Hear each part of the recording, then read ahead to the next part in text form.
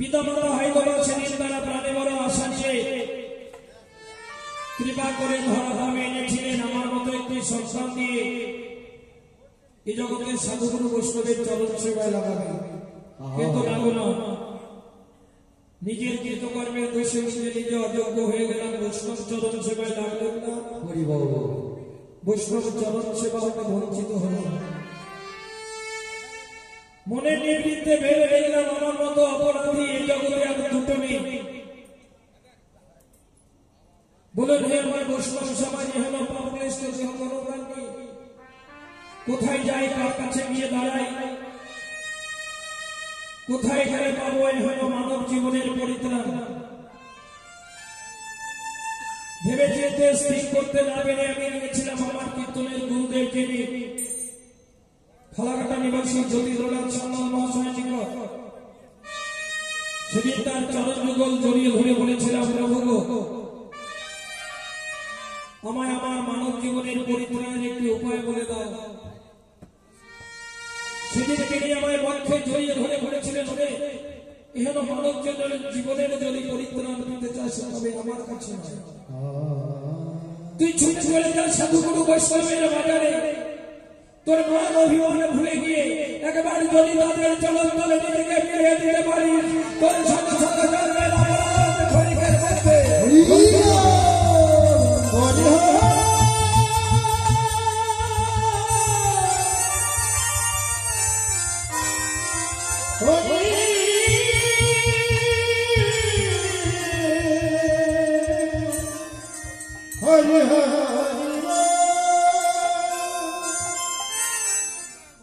তাই বৈষ্ণব সমাজের মাঝে দাঁড়িয়েছি,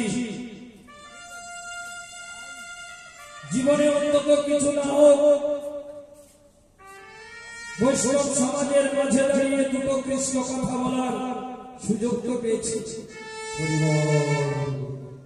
জীবনে এমন দিন আর হয় না হয় বলতে পারবো না।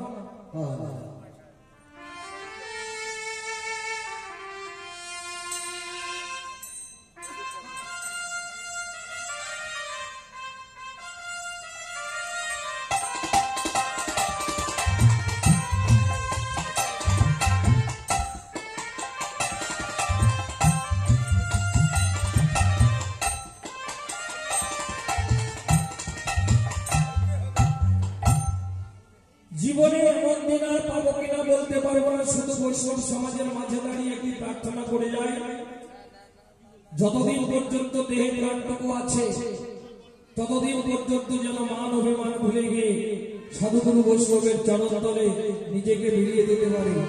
জয় জয় হরে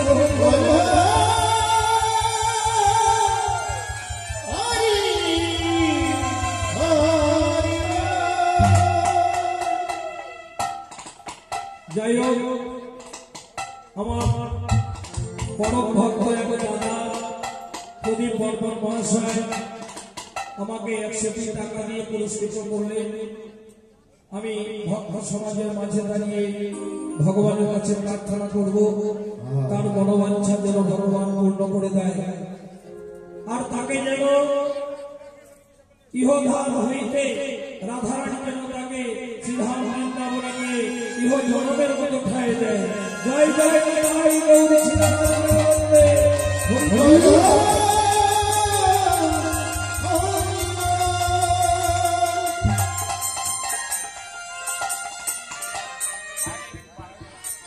তাই বর্তমান সময়ে মনিটর দুটো এদিকে একটু ঘুরিয়ে দাও, আমাদের দিকে দাও,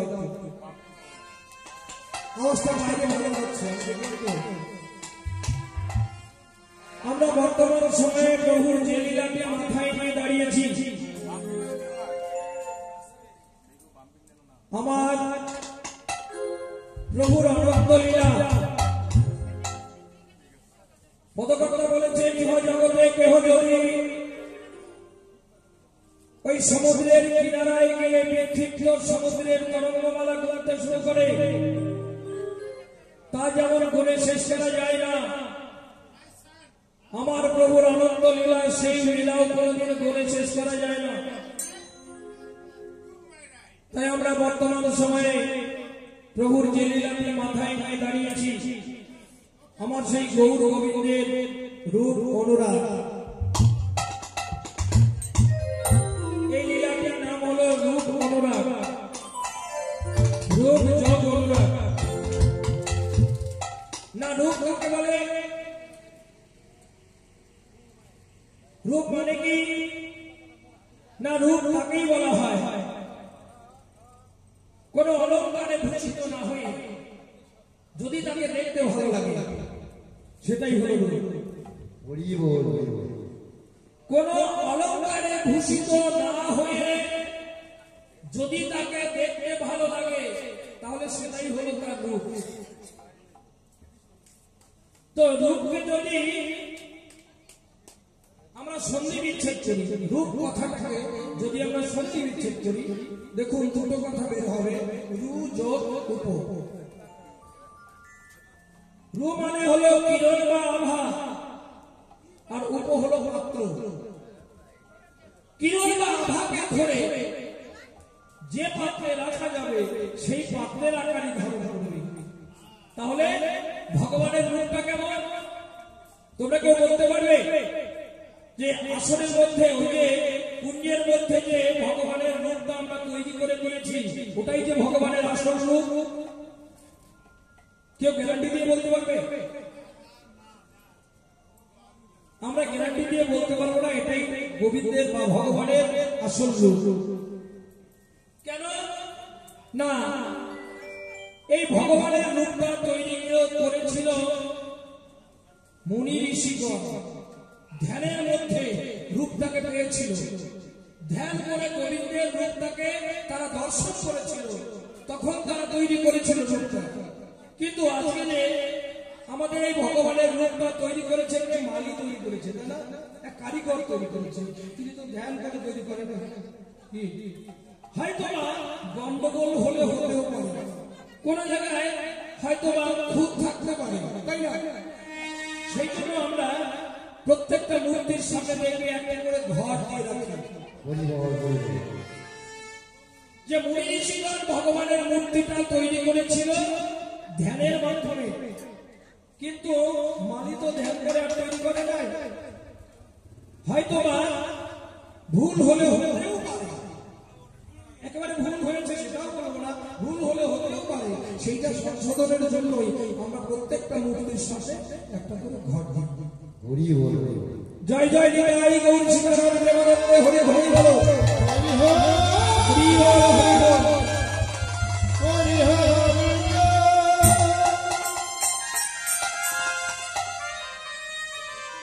তাই ভগবানের রূপটা এমন রূপ, যেজন যে পাত্রে রাখবে সে আকার ধারণ করবে।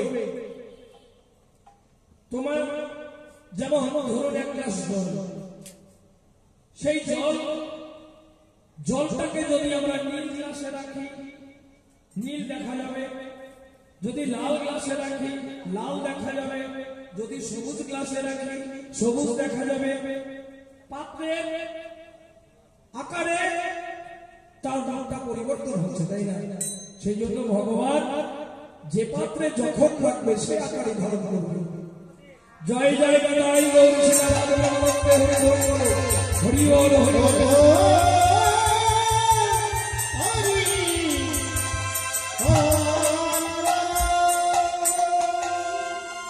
এই গেল রূপ। আর অনুরাগ কাকে বলে? না অনুরাগ তাকেই বলা হয় সঙ্গ নহে রাগ জন্মে কহি অনুরাগ, সঙ্গ পরে রাগ জন্মে কহি অনুরাগ।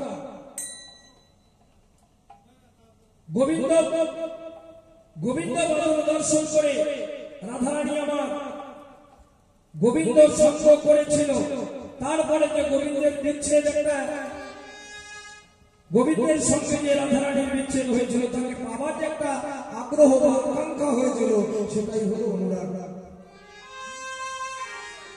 তো যাই হোক, আমরা সর্বপ্রথমে গৌরচন্দ্রিকা সাধন করব, গৌরলীলা। আচ্ছা বলুন তো, আমাদের এই পদাবলী কীর্তনের দুটো অংশ থাকে, একটা গৌরচন্দ্রিকা গৌরলীলা আর একটা হলো বৃন্দাবন লীলা। তো সর্বপ্রথমেই কেন আমরা গৌরলীলা সাধন করি? না গৌর লীলাটা এই জন্যই আস্বাদন করি, আমাদের এই বৃন্দাবন লীলাটা ছিল গুপ্ত ছিল, প্রকাশ ছিল না। গৌর হরিহর অবতীর্ণ হয়ে সেই বৃন্দাবনের লুপ্ত স্থানগুলো, লুপ্ত বস্তুগুলো, গুপ্ত বস্তুগুলো তিনি উদ্ধার করেছেন আর মায়াবদ্ধ করে জীবের দ্বারে দ্বারে প্রকাশ করেছেন। সেই জন্যই আমরা সর্বপ্রথমেই গৌর হরিকে স্মরণ করি, আর গৌর হরিকে সর্বপ্রথমে স্মরণ না করলে তাকে অবমাননা করা হয়। তো যাই হোক, গৌরলীলার সর্বপ্রথমে পদকর্তা গৌর বদন দর্শন করে তিনি লিপিবদ্ধ করলেন। দামিনী দাম দমন রুচি দর্শনে দূরে গিয়েও দরপকদা।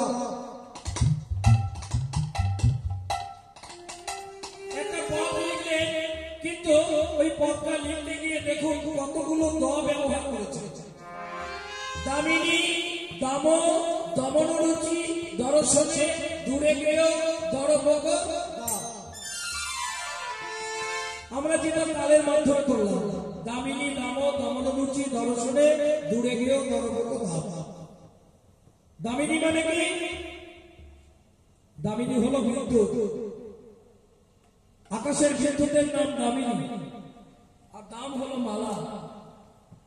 আসলে গৌর হরির বদনটা তিনি দর্শন করে, গ্রুপের আলোচনা হচ্ছে তো, গৌর হরির বদনটা পদকর্তা দর্শন করলেন। দর্শন করে অন্য কোনো কিছু না বলে বললেন, দেখো দেখো গৌর হরি মনে হচ্ছে দামিনীর মালা গলে পড়েছে, দামিনীর মালা গলে পড়েছে, দেখো দামিনীর মালা গলে পড়েছে, দামিনীর মালা গলে পড়েছে।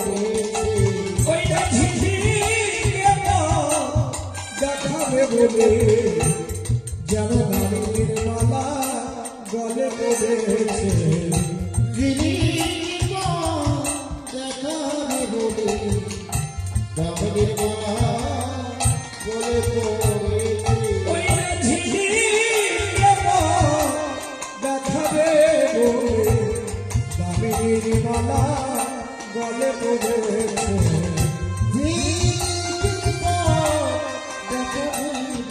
যেন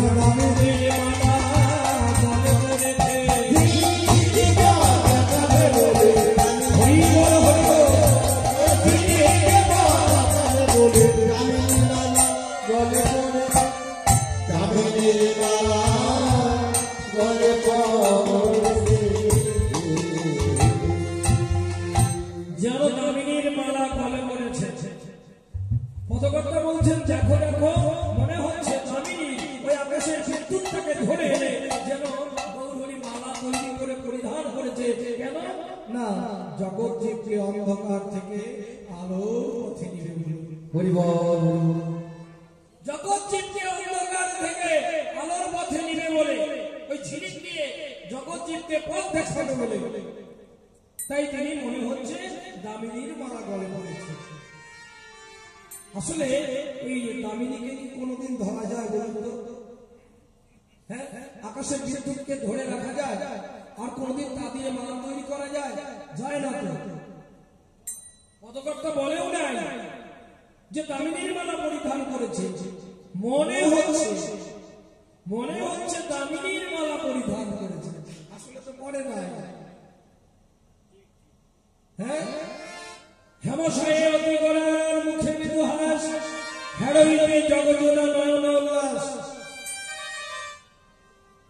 সূর্য পূজার একটা পথ, তোমরা যারা যারা সূর্য পূজা শুনেছ, এই পথটি কীর্তনিয়া বলেছে, হেমশায়ে অতি গোরার মুখে মৃদু হাস, হেরোইনে জগজোড়া নয়ন উল্লাস। হেম মানে কি? সোনা। হেম সোনা, যেমন তেমন সোনা নয়। কেমন সোনা জানেন? সোনাকে কালিয়ে পুড়িয়ে তার থেকে খাদ বের করে ফেলে দিলে যে উজ্জ্বল বরণ হয়, তখন তাকে বলা হয় হেম। সেই হেমকে অতিক্রম করেছে কি না, গৌর হরির হাসি মাখা বদনখানা। ওই বদনখানা দিয়ে দর্শন করলেন। দর্শন করে তিনি বললেন, দেখো দেখো এত উজ্জ্বল বরণ বদন, সেই বদন দেখে মনে হয় আকাশের বিদ্যুৎ যেন মালা পরিধান করে রয়েছে, এত উজ্জ্বল বরণ। আর ওই বদনখানা দর্শন করে দূরে গেও, দূরে গেও মানে দূরে চলে গেল দরপক।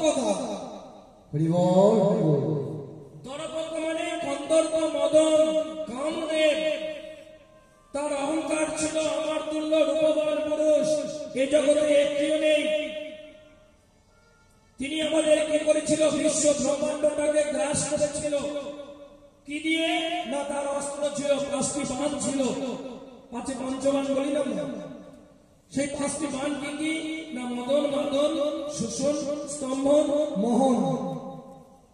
এই যে 5টা বাণ, এই 5টা বাণ দিয়ে জীব জগৎটাকে তিনি করায়ত্ত করেছিলেন, নিজের আয়ত্তে রেখেছিলেন। আসলে আমরা গৌর হরি অবতীর্ণ হওয়ার পূর্বে আমরা কন্দর্প মদনের বশীভূত ছিলাম। এই কৃষ্ণ নামও জানতাম না, কৃষ্ণ নামের মর্মার্থ আমরা জানতাম না। তো সেই জন্যই কন্দর্প মদন বিশ্ব ব্রহ্মাণ্ডটাকে নিজের আয়ত্তে নিয়েছিল। কিন্তু যেই নাকি ওই অপ্রাকৃত নবীন মদন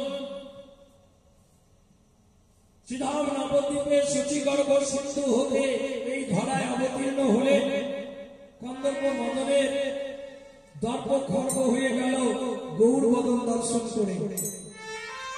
তিনি তাকিয়ে দেখলেন ওই গৌর হরির বদন, আর নিজের বদনটাকে তাকিয়ে দেখলেন যে গৌর হরির বদনের কাছে আমার বদন কিছুই না। এত সুন্দর বদন, ওই বদনটা তাকিয়ে দেখলে নিজের বরণকে ঘৃণিত মনে হতে লাগলো। তাই কন্দর্প মদন কি করলো? ওই লোকটাকে বশ করার জন্য একটু করে ওই 5টি বাণ মেরে দিল। আমাদের জীব জগতে কারো গায়ে একটা বাণ মারার সঙ্গে সঙ্গে আমরা বশীভূত হয়ে যাই। আকার ইঙ্গিতের কথা থাকে। দেখুন, এমন কি বস্তু আছে এই জগতে, একটা বাণ যদি মারে কাউকে সঙ্গে সঙ্গে তার বশ্যতা স্বীকার করে ফেলে, মনে মনে চিন্তা করবে দেখলে সেই বাণ 5টি একটা একটা করে মেরে দিল, কিন্তু গৌর হরি অঙ্গে না লেগে বাদ 5টি কি হলো জানো? গৌর চরণে লেগে গেল। বাদ 5টি যখন গৌর চরণে লেগে গেল, গৌর হরি শীতল চরণ পেয়ে বাদ 5টি বলতে লাগলো, হে গৌর হরি প্রভু গো, তোমার এই শীতল চরণ ছেড়ে আমরা ওই কন্দর্প মদনের হাতে আর ফিরে যাব না। ওই কন্দর্প মদনের হাতে থেকে থেকে আমরা কেবল জীব জগতের ক্ষতি করেছি, কারো উপকার করতে পারি নাই। এ জগতের সকলের অপকার করেছি, কারো উপকার করতে পারি নাই। তাই আমরা তোমার শীতল চরণ ছেড়ে ওই কন্দর্প মদনের হাতে আর ফিরে যাব না। তোমার চরণ তলে একটু জায়গা দিও,